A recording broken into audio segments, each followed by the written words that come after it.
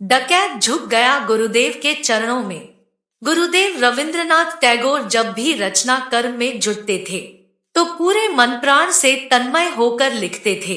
उस समय उन्हें कतई यह भान नहीं होता था कि आसपास क्या हो रहा है।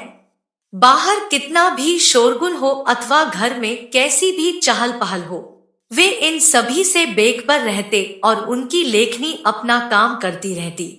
एक बार शांति निकेतन के अपने कमरे में गुरुदेव बैठे थे और कविता लिख रहे थे। तभी कमरे में एक डाकू घुस आया और गुरुदेव के बिल्कुल पास जाकर जोर से चिल्लाया, सुनो, सब सोना चांदी मुझे दे दो वरना मैं तुम्हें मार डालूंगा।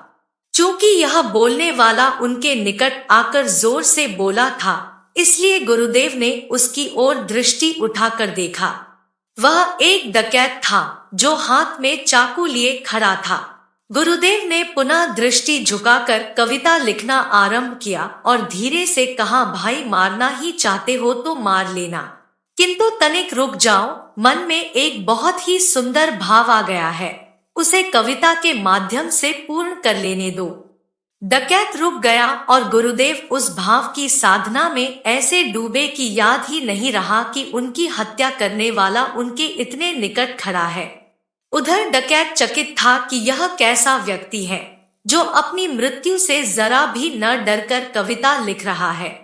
जब गुरुदेव की कविता समाप्त हुई तो उन्होंने डकैत को ऐसे संतुष्ट भाव से देखा मानो कह रहे हो कि अब मैं खुशी से मर सकता हूँ।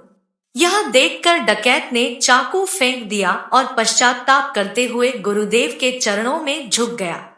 गुरुदेव ने उसे क्षमा कर दिया।